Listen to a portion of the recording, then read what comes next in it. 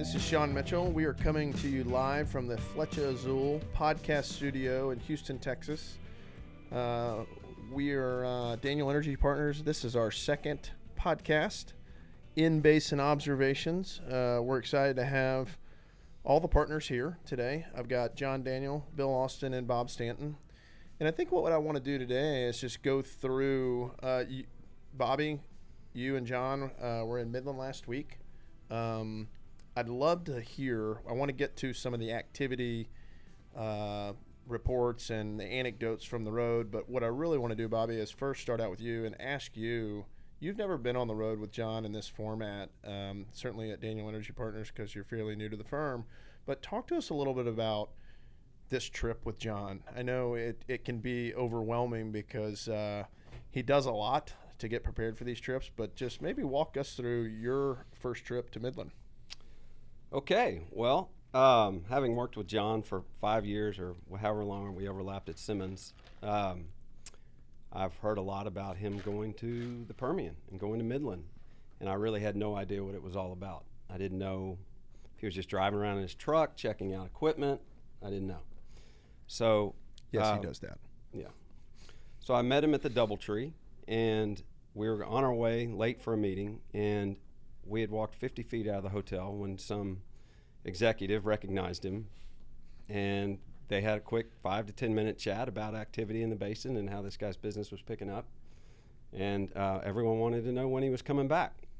So we proceeded to our meeting late. We had a great meeting, and then this was one of the reasons we were going was John's son, Trevor, was in Midland to start his new job, and John had a reception that he had sent an email to I don't know how many people, and at this point, this was the day of the reception. He was expecting a pretty minimal turnout, and it kind of told me, like, I've gotten a few no's. I'm not sure how many people are going to turn out.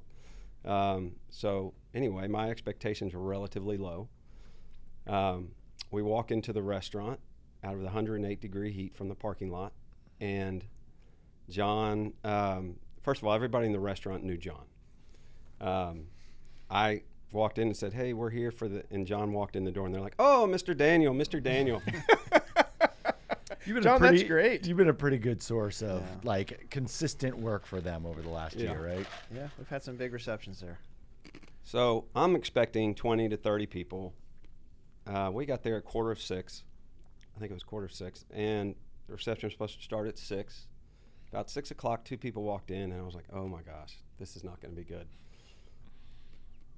20 minutes later, the place was packed, and I tried to do a head count, and I think I got somewhere between 50 and 60 people. Everybody there, knowing the intent of it is to network and meet people, and people were all making a conscious effort to do it. Lots of business cards exchanged, lots of what do you do, who are you, who do you work for, and pretty much everybody that I spoke with about it said this was great. I really enjoyed meeting all these people. You didn't oversell it. It was exactly what they had hoped it to be. And I think people made new connections with whom to do business in the future. Yeah. And I'll just leave it at that. Well, that's a great recap, and it reminds me of the first couple of trips I went with him. The same. I think the expectation was pretty low, and he way over delivered in terms of the number of people and the quality of people that were at the receptions that I've been to out there with him. It's just fascinating what he's able to do. We're very lucky to have him as a partner. But one quick question, because I know he probably made you go to Dairy Queen. What kind of blizzard did you get? Oh, I always get the Heath bar. It was delicious. What did John get? Cookies and cream Oreos. Oreo Blizzard and a large soda. Yeah. Gotta have the ice cream and the soda. Ice cream and soda. We're going to get back to the Rolling Sevens, right? So I don't need to talk about that now. No, we will come around to the Rolling Sevens, but I'm sure you guys went out there as well. But to jump in a little bit more on just kind of the activity front, John, Bob, talk to us a little bit about rig activity. I know what we talk about at Daniel Energy Partners is we see a kind of steady grind higher in the rig count by the end of this year. where is kind of the rig activity today, and how is that kind of jiving with our Daniel Energy Partners model as we go into the end of this year and into the first part of 22? Should have brought all the numbers on paper because I tend to forget things. It's But we're okay. sort of in that if I think, if you use Baker as your proxy, it's right around 230, 240-ish for the Permian rig count. And then from the overall rig count, it's going back, it's like 440-ish. I have to just double check, but I think I'm in the ballpark here. When we had, it's funny how it works. We had put out our updated forecast back in early March, and we had at that point, we were believing that we would see a rig count go into the 600 range by, sort of call it Q1 22. And we held firm on that, and then had a few of my E&P friends say, "Oh man, you're crazy." I ended up making a $1 bet with one guy. So our bet right now is $1, so it's big money. But that the Baker count will be 625 on March 31st, 22. And then I told another E&P company about that bet, a few weeks later, and he's like, "Oh, I'm taking the under on that." So I started getting really worried. So I was like, "Oh shit, I'm going to be out $2." And but then, we go out, and so then, of course, you wimp out and you kind of lower your rig count forecast, which I did. And then I go to Midland this past week, and you're starting to talk to everybody. And I'm like, crap, I probably shouldn't have lowered the rig count forecast. Probably should have maintained it, because the anecdotes were pretty positive in terms of rig activity. And, it's from everyone from the smallest people to the big people, public and private. And, we're not going to name any names here. But as you start, triangulating on the numbers, you have little, let's say you're a little company and you're running one rig, you go to two, you say, well, that's only one rig. But that's 100% increase, right? It's a law of small numbers. I took Bobby with me to a meeting. It was a small E&P, and he basically said, yeah, we drilled a few wells in 2021, but we're probably going to go to a full rig in 2022. Okay. I don't know what that percentage is, but it's high on a percentage basis. And then you talk to some of the larger companies, and they acknowledge that they're looking at adding rigs. And so when you add it all up, between the small survey that we did, and I have to do a degree of extrapolation here, which is always dangerous, but we were with, I think it was 7 or 8 E&P companies, and it's like plus 18 to plus 20 rigs. And again, you do the monkey math, and call it 30% plus growth in the Permian rig count. And I think from current levels, right? And I think and then what happened is we were my son and I were at breakfast, and we try to use our ears to hear what people are saying sometimes, and land drilling contact and E&P contact sit down right at the table next to us, and I didn't eavesdrop completely, but you want to know what's going on. Anyway, I ran into this guy after the fact, and we were just talking shop, and he said he was out there doing his sales calls. And he's like, look, he goes, we're fielding lots of inquiries right now, and there is an expectation that you can just pick up all these rigs in January, because you're going to get fresh budget dollars. Like most of these E&Ps are very, the capital discipline theme is real. It's real. Yep. And they're sticking with their budget, but their budget is for this year. Right. And a lot of the budgets were based on, call it a 40, 45 price deck. The strip would say it's higher than that. So are they going to use 55? Are they going to use 60? I don't know what they're going to use. But the point is, even if they have a low reinvestment rate, which is what they've been doing, you're still going to have more cash flow for activity. Yep. So activity's going up.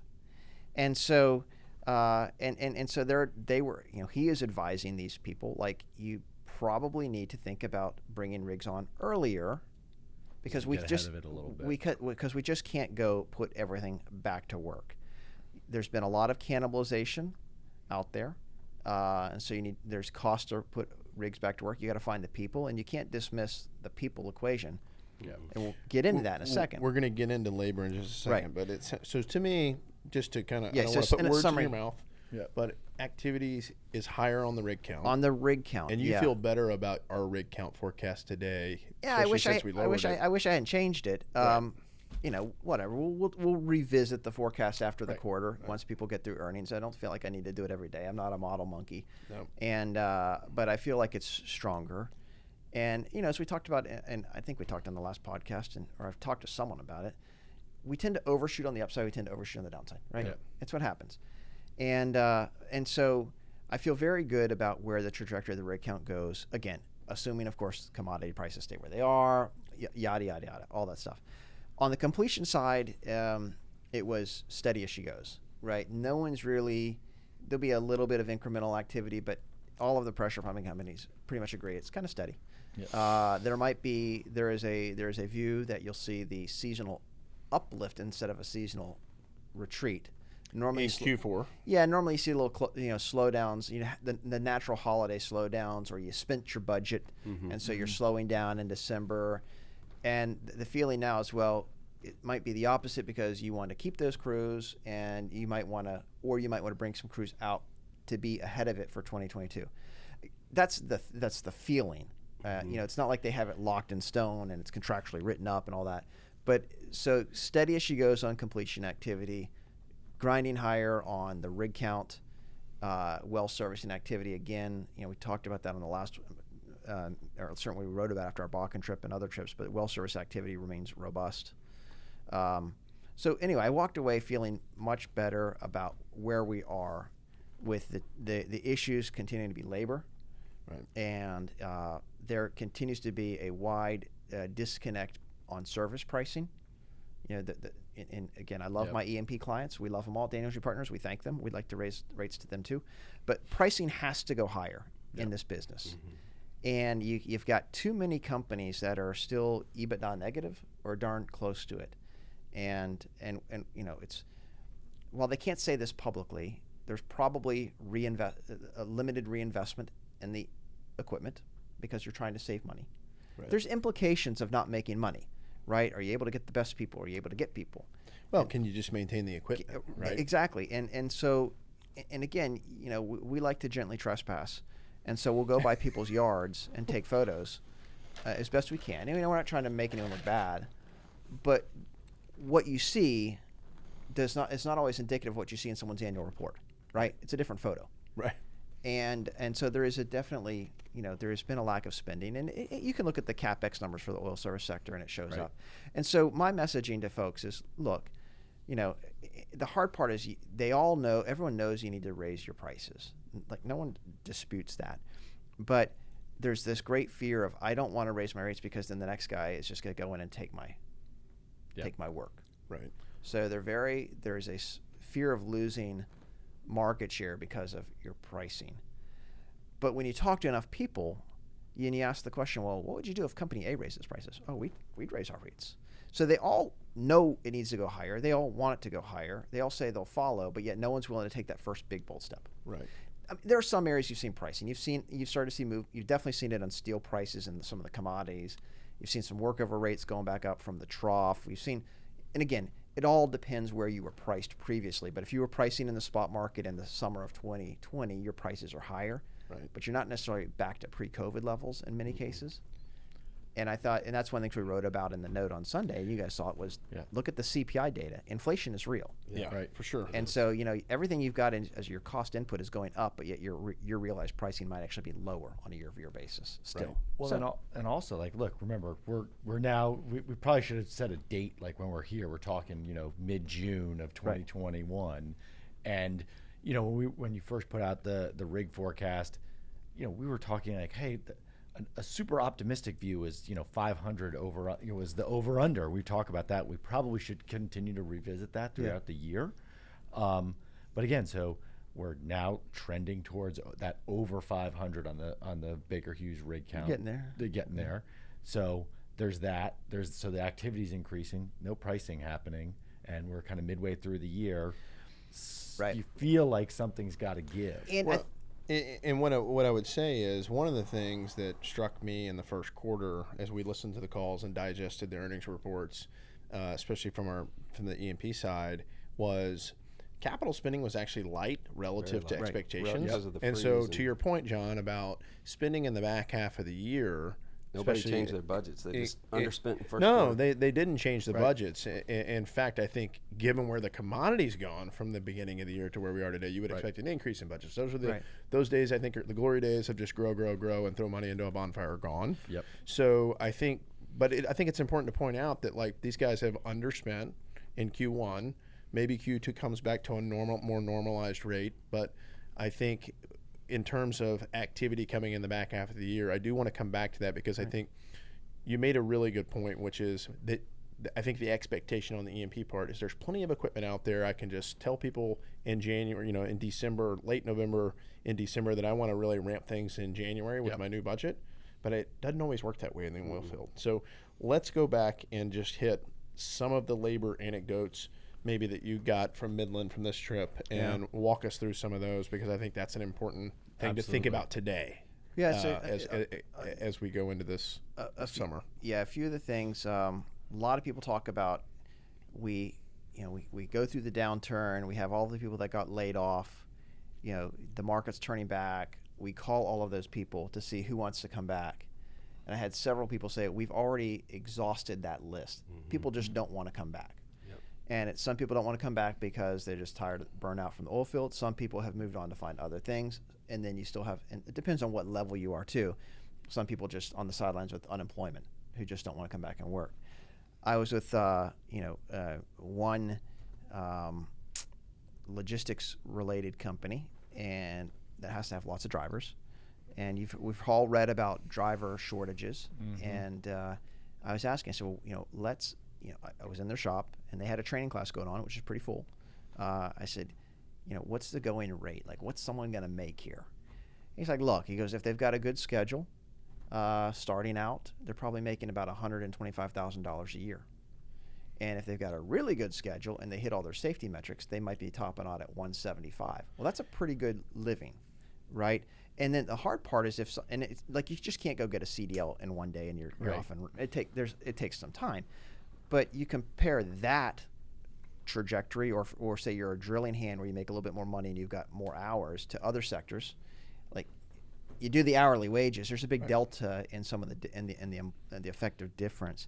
Then I was with a frac company, and they were they were going to bring in 15 or 16 people for a training session. So they had the guys say, we're going to come to this thing. So they were expecting 15 to 16 to show up, and only 4 did. And they were just telling me, just complaining about, they weren't complaining, like, it's tight. Like, we don't have the ability to ramp right now. That's right. And so, I heard that multiple times. And so what's interesting is after we put out the Sunday note, I had one drilling contractor reach out to me, and he kind of pushed back a little bit. He goes, this might be a little bit optimistic, because we talked about some of the expectations for activity, and he really talked about the labor situation. And my view is that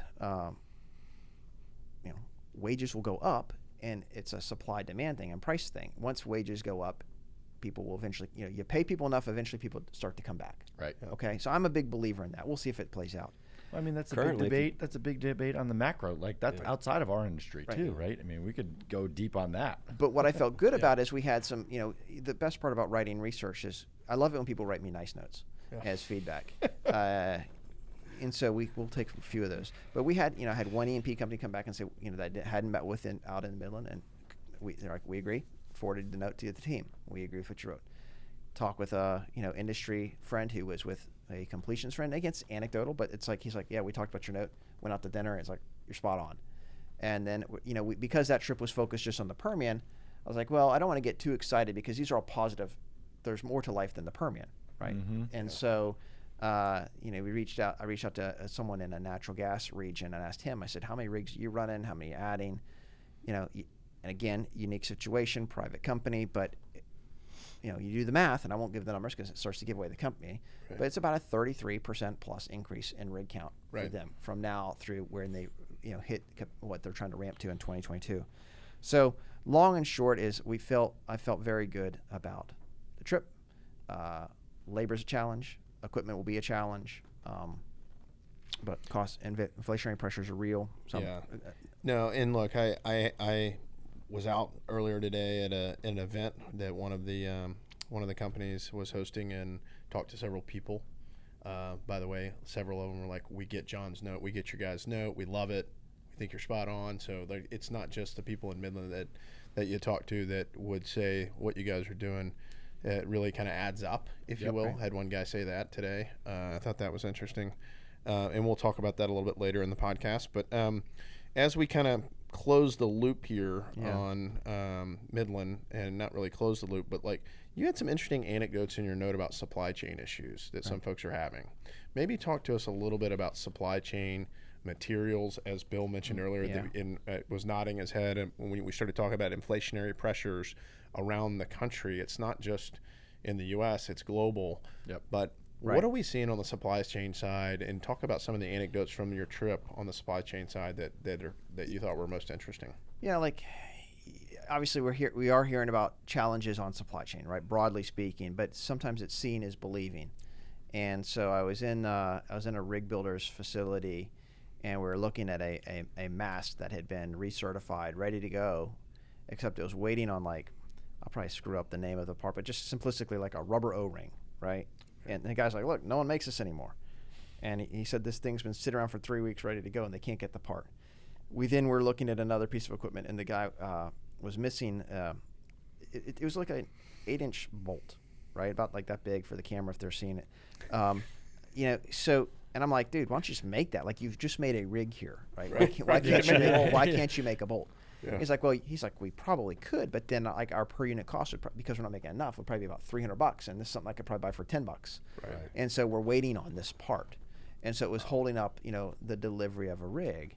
And then I talked to a fluid end guy, and he's just talking about, hey, anything that's coming in from China, we're having issues, with container shortages, et cetera. So there's delays. And oh, by the way, like on fluid ends, in the downturn, people were just trying to sell anything to survive. Yeah. So moving inventory to get cash. We heard of some really crazy, prices on fluid ends. Now, there's not a lot of inventory on the ground ready to go. Steel prices are rising, and so fluid end costs are shooting up, according to these guys. I don't have all the prices. I haven't done a fluid end update per se yet. We'll do that.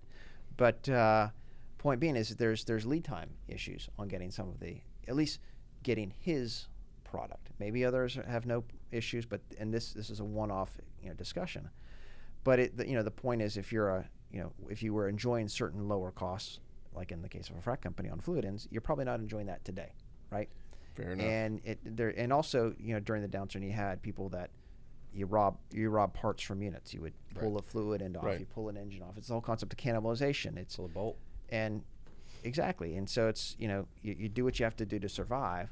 But there's an implication of that, and it's the time to ramp takes longer. And I think if you go back to Q1 earnings season, there were several companies that alluded to reactivation costs going up, et cetera. And so you could just in looking at several facilities, you could see some of those supply chain challenges. Well, and it feels like the industry's at a point today where going and taking stuff off the equipment that you parked against the fence, it seems like that has happened. That we don't have that option anymore. You actually are going to have to start ordering new fluid ends and new pieces to go back on this equipment to keep it working or to put it back out to work. I guess I just want to kind of close the loop on the bigger picture here with activity higher. Right. With rig activity higher, frac activity stable to probably moving higher, labor issues. You gave several anecdotes on labor. Yeah. Supply chain issues, commodity price that's significantly higher than where we thought it would be. Mm-hmm. Really, I gotta believe you're going to see some service cost inflation here. Yeah. Also, in that OFS companies are EBITDA negative. No, that's my point. Yeah. And so we're sitting here having this background conversation, and just the dumb guy in me says, "There's no doubt pricing's going higher," and I think we're not seeing it necessarily yet. Yeah. You mentioned steel and some other pass-throughs that are happening, but I think real pricing has to come sooner than people think, given the framework that we're dealing with. Well, it needs to come sooner. Again, the question is when is someone going to take the first major step to push it? Here's the other thing too, that when we talk to the companies about pricing strategy, do you try to take small bites at the increases? Like, we need some relief, here's a 3% increase, or do you go big and say 40% increase and hope you get 20? Again, I don't mean that, I don't want to live my life behind an Excel spreadsheet. Right. But it's a mathematical exercise. Are you going to try to get, are you going to lose 10% of your work, 20% for a 20% price increase? What's the number where you're better off? And And so that was a lot of the discussion I had with the service guys, because I think their initial instinct is, let's just do some smaller increases, try to see if we can get it pass through, get some, the term is get some relief.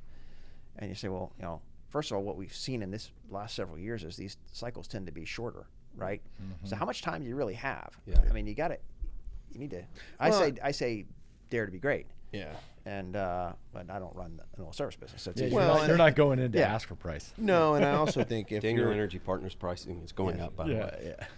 2022, yes. But then the thing that is interesting is you hear all of the challenges that are going on, and no one would. Again, the mood is good in the sense that activity is going higher, broadly speaking. So that is good. There are issues, whether it be labor, supply chain, et cetera, and we know profitability is a challenge. But then what gets you, what is surprising is when you talk to people and you see that there's still startups coming. Mm-hmm. Well, that was my next. And there's still, and it's not like Good segue. Yeah, it's you see people still adding capacity. Mm-hmm. And it's not just I saw someone who is looking at building more frac equipment, not in the business. I met a guy at a rig builder who's picking up delivery of a new workover rig, expanding. And you just see this. And on the one hand, I love the entrepreneurial spirit, but a lot of this stuff is used equipment that's getting recirculated back into the market, right? Yeah. And the four of us sitting around, we like to think of ourselves as rational. Can we get upset about that? In the sense, it's like, oh no, are the guys out there kind of gonna mess it up? Well, that's the thing is, like, for some of them, if you're small enough, your overhead's low enough, and you're buying something at 10, 20, 30 cents on the dollar, then, and you're making a bet that this is more than, a 2-quarter cycle. And because I know many of these people personally, some of them, they'll probably be successful, right? Yeah. They'll probably be successful. Even if they take pricing at the lowest end, if they buy the assets for 20 cents on the dollar, they can actually make a decent return. And I guess you're kind of playing for the upcycle and pricing going higher than selling your company. Right. Yep. And so, it's on the one hand, the hard part when we write about this is, like, we want everybody to be happy. Agreed. Okay. I want my E&P companies to crush it. I want the oil service companies to make lots of money, and I want the capital equipment guys to sell lots of stuff. Yeah. But it doesn't work like that, right? That's not reality. Yeah, it's just, but that would be great. And so right now the hard part is you're trying to see, you want to see the business get better, and you see some of these actions which could can still impact the market because you're creating more competition. Right. And we're it's coming hard off a low base too. Coming off a low number. So, that was one of the interesting things, is seeing some of the entrepreneurial spirit of some of the folks. A lot of that. There was a lot of entrepreneurial. It just seemed like it's just messy. Like things are getting better, but still messy. Yeah. And the mess is where I think things get straightened out and money is made. Well, I think hope so. This is another. We're going there. It's another segue. I don't always do this the right way, but it seems like it's going that way today. But it's another segue into something else I want to talk about. Right, the oil field service industry is still kind of a mess, if you will. Mm-hmm. M&A has been alive and well. On E&P. On the E&P side, right? Yep. These guys have consolidated. You've seen Bonanza. I mean, there's Bonanza Creek. There's all kinds There's plenty of deals. Deals that have been done in the last 6 weeks, and really since the beginning of the year, honestly. Yeah. It's just been a kind of a steady flow of M&A. Service, we haven't seen that much. And I even talked to some guys today from the industry at this event I went to. They're like, we are shocked that we haven't seen more M&A in the oil field service sector. And I got to say, I'm shocked as well. Right. Yeah. This industry needs consolidation more than ever. I can't remember a time when I thought there was this many companies. Now, look, there are some folks out there that say many of these companies would have gone bankrupt had we not had the COVID relief from the government. DEP. Right. Yep. You name it. So I think there's a reason behind. There's a method to the madness, right? Some of these companies probably should have gone bankrupt. They didn't go bankrupt. They're still around. We need to see consolidation, but a lot of these companies still have a ton of debt, right? Yeah. And so, anyway, with that, maybe talk to us a little bit about kind of your view on OFS consolidation. I mean, I know you think there's a need for it, but just kind of maybe give us some of your wisdom, if Yeah, I you don't know will, about that, but- on consolidation in the sector. Yeah, everybody has a different reason why it hasn't happened. Yeah. Yep. That's right. Balance sheets is one. Others, people don't want to part ways with cash. Cash Right. is still king. Yep. Then, surprisingly, you still hear, and I was with someone today that talked about social issues Yep. still feature prominently. Simplistically, if you're oil service company A, you buy company B. If I'm the management team at company B, where am I going to go?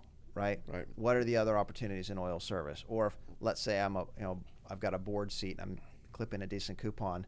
Do I want to give up that board seat? Which kind of ticks me off, because I think your fiduciary responsibility should be to your shareholders and your investors, not your own self. But it's human nature, whatever. Right. But there's different reasons. There's also obviously valuation that comes in. I mean, would you want to be selling, if you go to the auction and people are paying 10, 20 cents on the dollar, do you want to be, do you want to sell yourself at a big discount or no? But if you don't do anything, like we know where that is, that's Right. no good, because we got too much capacity today. And by the way, you got more coming in the form of these people buying used equipment. Yeah. And, Yeah, if you're the B guy, you're on your own. What are you going to do? right. Go And- buy equipment for 10, 20 cents on the dollar. Well, that's the start your own thing is, company. and we're seeing that, and we wrote about this a couple weeks ago. We went up to the auction in Bossier City to look at stuff being sold, and all of those pump down units got bought. Now I don't know yet who all the buyers were, but they transacted. And then the wireline units, there was like 8 that were sold. Again, I don't know the buyers. It's not, I wish they would just wear their shirt and say I'm with XYZ Energy Services, but they don't always do that. But those units sold for $30,000 to $40,000 a unit. I don't know if they were completely tooled out. They weren't on location, but the point is, like, that's a deep discount to replacement value. Mm-hmm.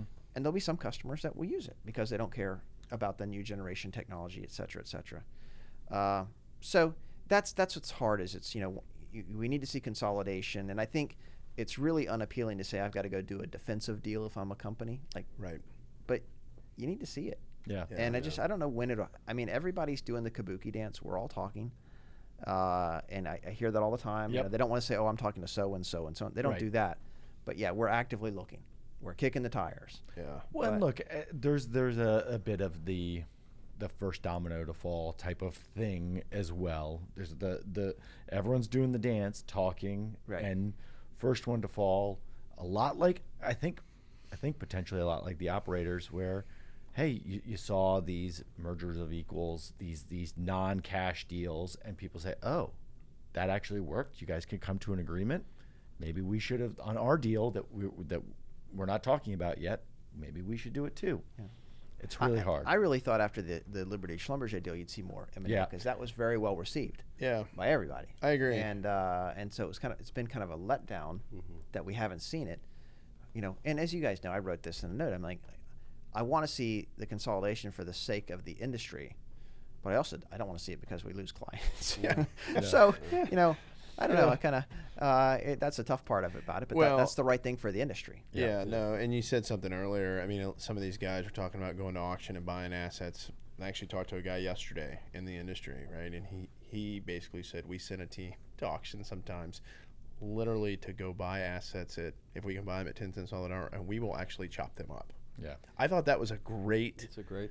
anecdote to like some of these guys are actually trying to do rational things, like, and they're hoping that they win the auction at a low enough price Right. to keep that equipment Yeah. from On the getting sidelines. back into the market. Yep. It's just the first time I've heard of that, and it was really interesting. I hadn't thought about it in a while, and I was like, that is a Right. really rational Well, thing to do. it makes sense, but imagine, let's say you're a public company A, and you say, we're going to allocate $50 million to go buy used equipment and chop it up. Yeah.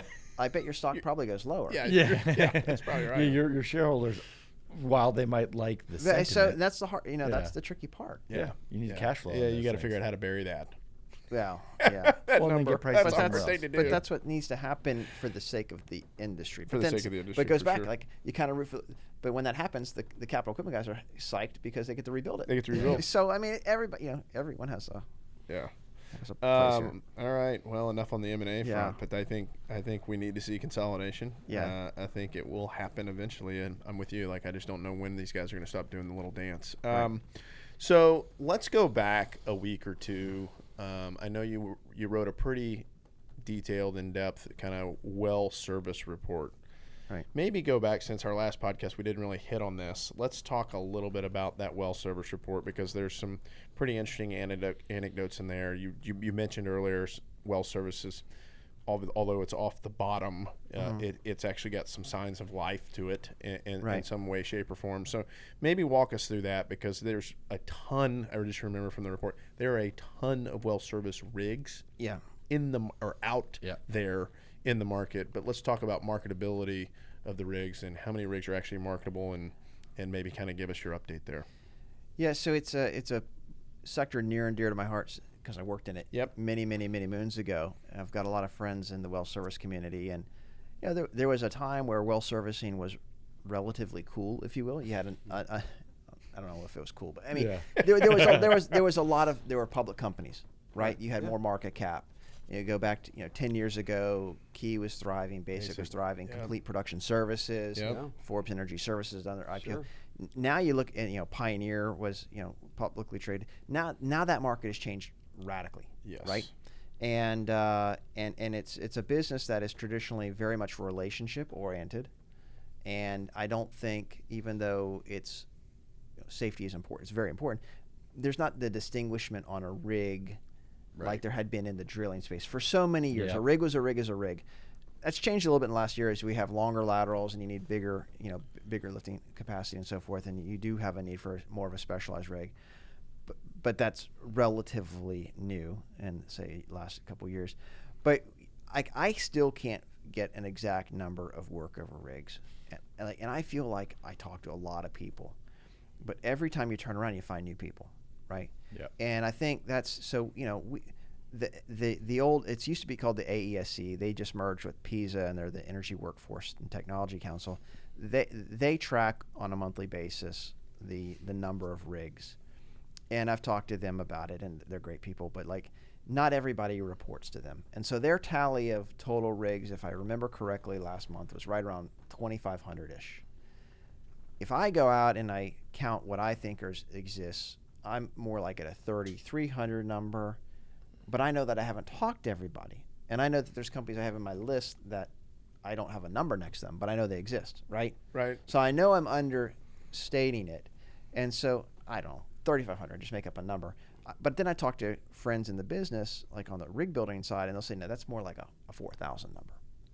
So in terms of total rigs, doesn't mean they're working. There's a lot that aren't. Right. And I'll get to that in a second. So we're trying to, refine our counts all the time.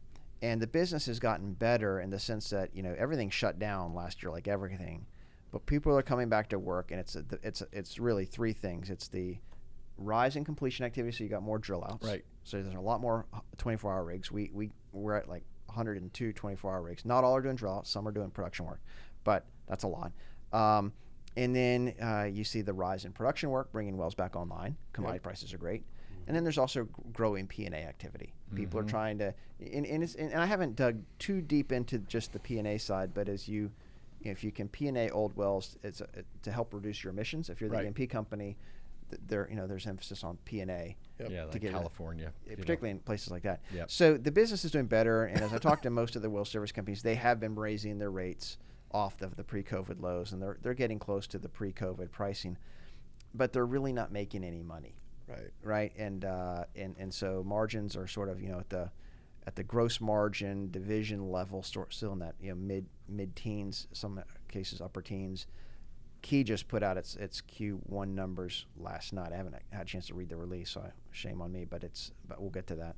But as we went out and did our tally of the numbers that we total can come up with in terms of total rig count, let's just round. I call it 3,400. I'm going to round up a little bit. Yeah, I like it. Then we count maybe like 20. Oh gosh, what is it like around? Of that 3,400, we talk to people that own about like 2,200. It's 2,300. I think that's again. right. This is government work here. Yep. But it's good enough for discussion. And then of that 2,300, 2,200, about 900 are working. So call it on average, if you're a workover company, 30 to 40% of your capacity is running. Does that make sense? Yeah. Yeah. No. All right. So, but the mood is generally getting better.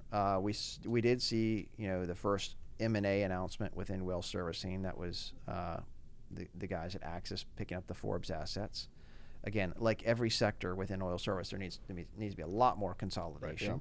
Yeah, those are two smaller guys, But which are fine. But you're fine. But they're now, in terms of total rigs, they've moved up the totem pole on a combined basis. So anyway, the mood is getting better with those folks, and it's actually one of the areas I'm most excited about, because I think that's where you'll see the most consolidation is within well servicing. That's of all the sectors that we focus on. And so but the thing is interesting is when I'm out in Midland this past week, I come across 2 new well service companies that I had never heard of. One of whom was picking up a new rig. So, Wow. That's the challenge, is it's hard to find all these people, and I love the well service people. They're great, but not all of them have up-to-date websites. Right, so right. it's hard to You go find and some of look, these people. do Some some of them research. don't even have a website at all. And look, I mean, I can remember going to well service rig builder with you in Midland at one point in time, and I remember talking to the guy about just the cycles and how many guys come and order new equipment from you, and he goes, well, the one thing you got to remember about the well service business is, and you've said this before, but it's very much a relationship and a Bubba business. Yep. And it's a term of endearment. Yeah. and the cost to build, I mean, let's back up a bit too, because the cost to build a well service rig relative to building a new frac fleet or relative to building a new tier 1 rig, land drilling rig, right? So the capital investment required is not nearly what it is to get into business. No, I mean, if the sticker price on a new workover rig, $800,000 to $900,000 bucks. Maybe a and it million. depends on the rig builder, because there are those that have different.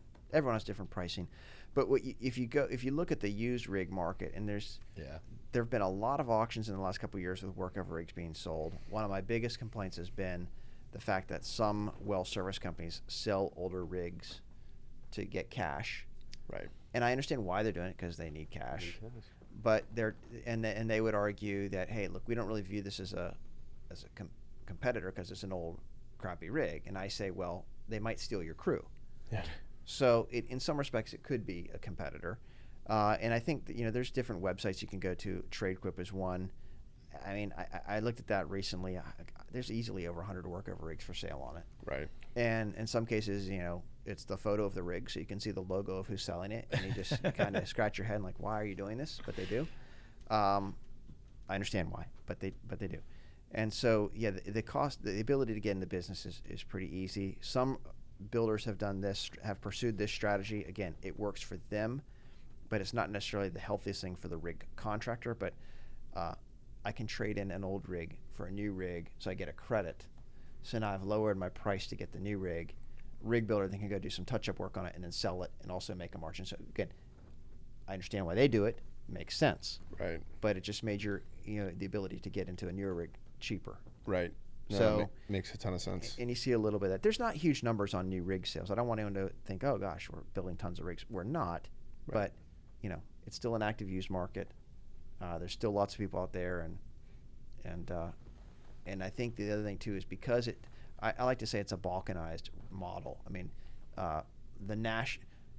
it's a localized business. Right. And so I don't have to be a 500 rig company. I could be an 8 rig company in Longview and do just fine. Right. Because I've got great relationship with those company people in that area, and That's a great point. I'm driving 50, 70 mile radius, and so and you cannot discount the value of those relationships. Right. So anyway, Right. I'm rambling here. No, that's good. That's all good stuff. Well, moving on. Obviously, we kind of hit the activity. We hit a lot of stuff from from the research side, but now I want to move to something that's near and dear to our hearts. We've got a number of events coming up. One is around the corner. I can't wait to get out of Houston. The heat Why? here is Why? Why would you want to leave? I'm so ready to get to Colorado, and the anticipation of this event, not just because it's really hot and I hate hot weather here in Houston, but we've got a great lineup of panel discussions in Telluride.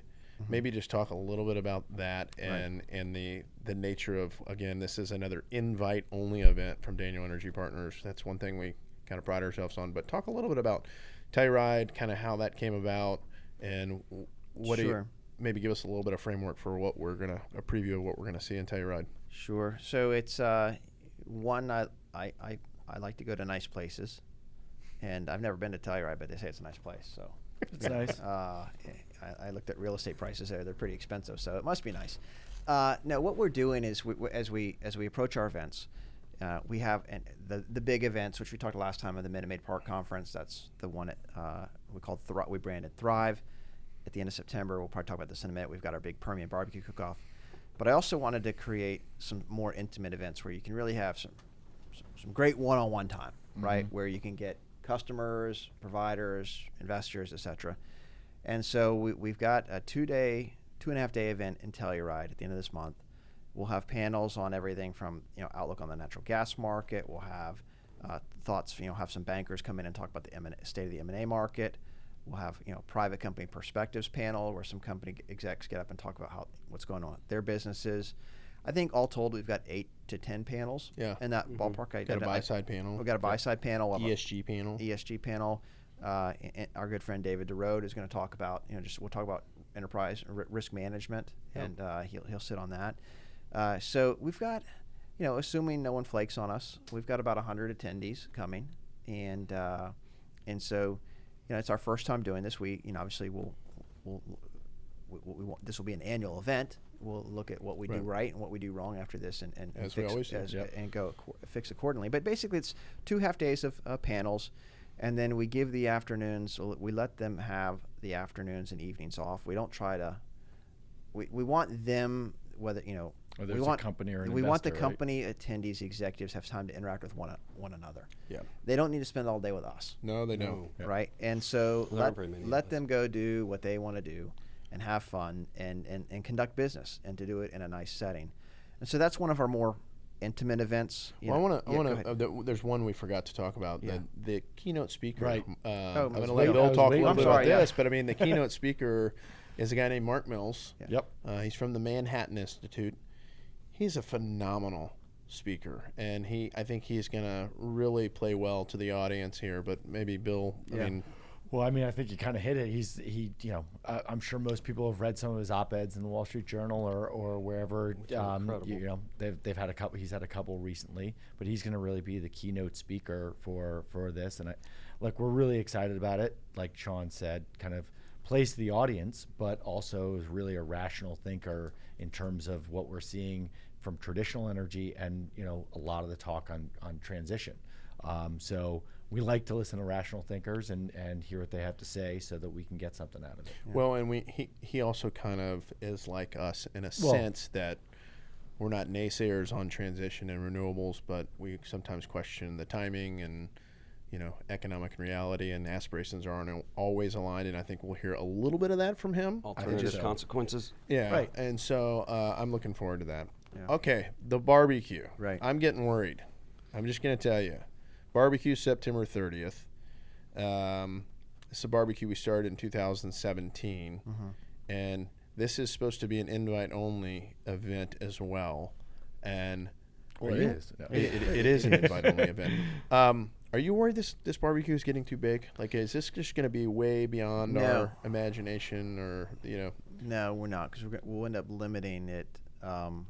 Again, not trying to be snooty, but trying to I want, when you walk throughout the barbecue area, that the attendees can look around and see a lot of people they know right away. I don't want, it's going to be hot out. I don't want 3,000 people standing next to each other sweating.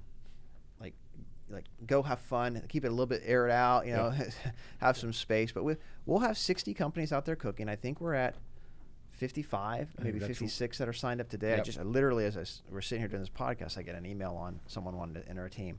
So there's a ton of interest by the industry to participate.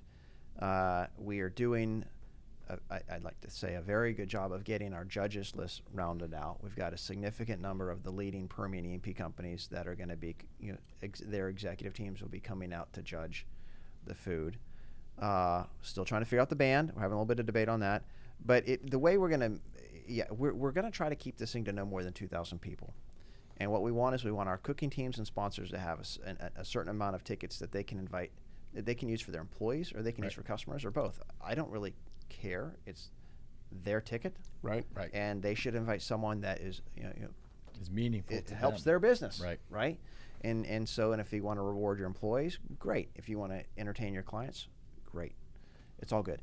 And then we'll have some that we can sprinkle around to our friends and family. But it's, we'll have, we will be announcing very soon our first title sponsor. Can't announce that today. No, I'm not. I'm going to wait until we get the signed agreement. But it's a well-known firm, and we're working diligently on getting the second one. Bobby is going to get that done here pretty soon. Well, I just Can't looked up talk about that either. I mean, so we have 107 days. Just that was a good reminder we pulled it up on that. So 107 days. Yeah, no, I think it should be a pretty strong event. And look, I went to an event in Midland. There's a really good event this past week out there. Forgot about that. So there've been a number of other events that Right. people are heading out, and so hats off to there was a real good trade show that was just held out there last week, and a lot of equipment was there. Great, I saw a lot of people I know, so that was good. We're gonna have a little bit more food than they did, but it's If you want to learn more about it, Daniel Energy Partners. Yeah, DanielEnergyPartners.com. We have a website for the barbecue. If you want to sponsor something at our barbecue, there's a sponsorship page. You can go to sponsor info, and then that'll take you to a page where you can actually see what the sponsorship opportunities are out there and available. Right. And of course, they can email any one of us about sponsorship opportunities. Yeah, for sure. I mean, Try we're not to here. email John. He gets too many emails. Yeah. So You can email Bob and Sean and Bill and Bill, Or Mary Helen. Yeah. That's awesome. I'm excited. I keep worrying that we're getting too big on this barbecue, but you're keeping me in check here. It sounds like we're going to be just fine.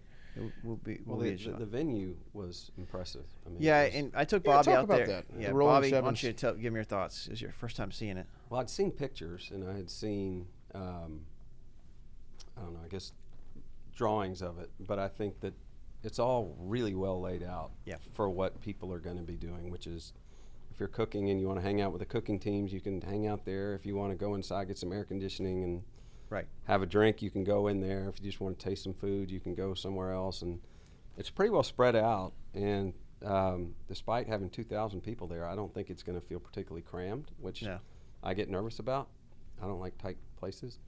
Yeah. Lots of places to eat, lots of air conditioning, tents. And we'll bring in some AC units too. Yeah. Cooling units. We got that. Daniel Energy Partners has their own loft. Right. And I'd say Are you going to stay there?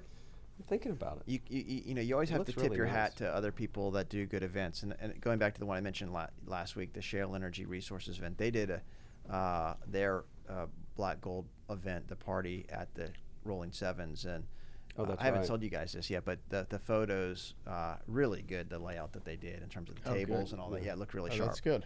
And so and I think Best practices.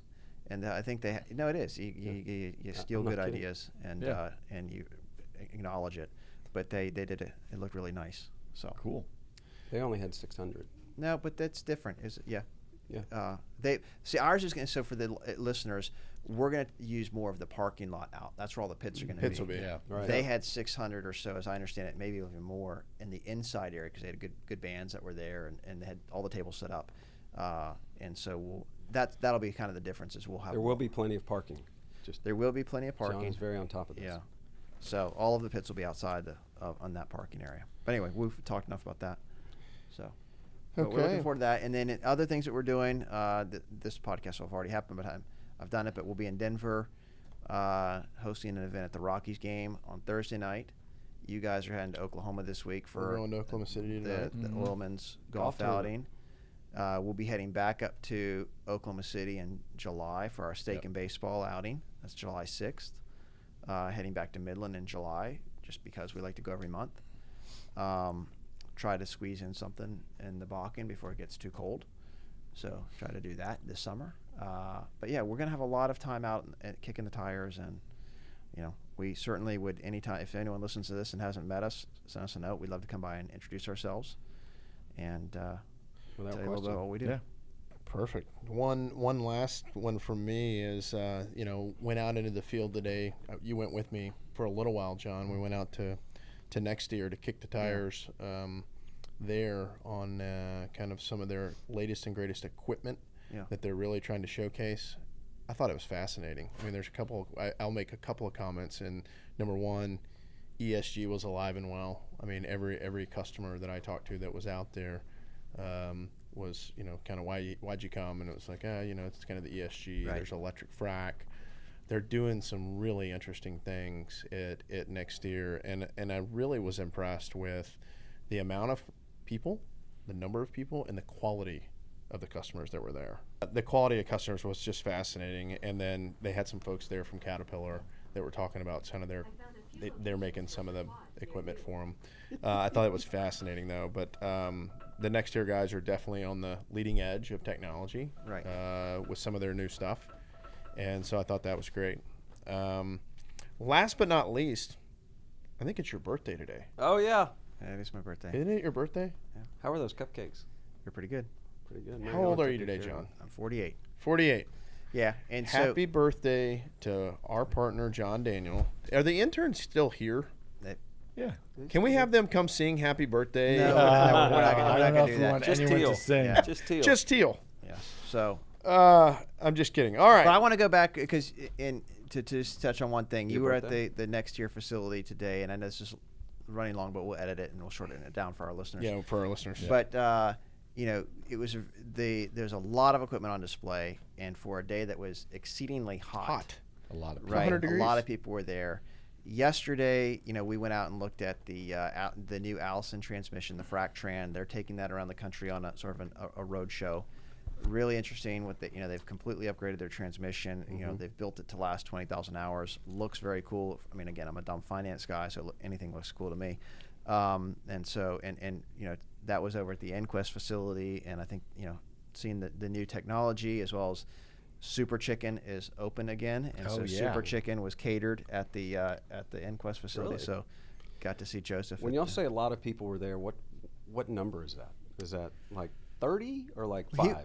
You were there longer than I was today. Yeah, so I was there for almost 3 hours with one of our kind of new interns. I feel sorry for him. The guy is probably like, why did I come to work with you guys? So we went out there. We were literally out there for almost 3 hours, and it was almost 100 degrees. So that's why I'm wearing a hat today. It was really hot. I had sunglasses on most of the time. Probably still got a little bit of a sunburn, but I don't know. Is there 100 people there? Throughout the day, yeah. Throughout the day? Just relative. I'm just yeah, I curious. mean, I would say 80 to 100. I don't know the exact number, but the great thing is they had literally tier 4 DGB, They had everything. a tier 2 of E-Fleet. They kind of had That's all awesome. of their equipment, and then they had some of the new stuff that they're talking about where they're going to be blending CNG Yeah. Yep. and field gas, and that's not just for their equipment, but they can actually sell that and to other providers, frac providers. So I thought that was interesting.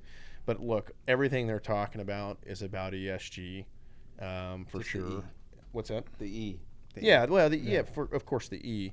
And then we did get a break. We went inside. They had their kind of data center, if you will, and I was thoroughly impressed with that. I mean, again, this industry's come a long way, obviously, and these guys are able to track basically all of their frac fleets, sand deliveries, all of the stuff to the wellhead, and they've got it all on one screen, and there's a couple of guys that are dedicated to just doing that. So it's like they're running the oil field from inside in Houston, and there's I gotta think there's fewer people at the well site than there was 10 years ago. But it's just fascinating to watch because I don't think every company's got that ability, but I think we're going to see a bifurcation in this industry, I think, going forward. And these guys are certainly spending some time putting technology out there. Cool. So. Okay. Thank everybody for joining us today. Yeah, Absolutely. just From thank the you if Fletcher you're Azul joining studio. us for the first time, and that's a wrap from the Fletcher Azul podcast studio. Awesome.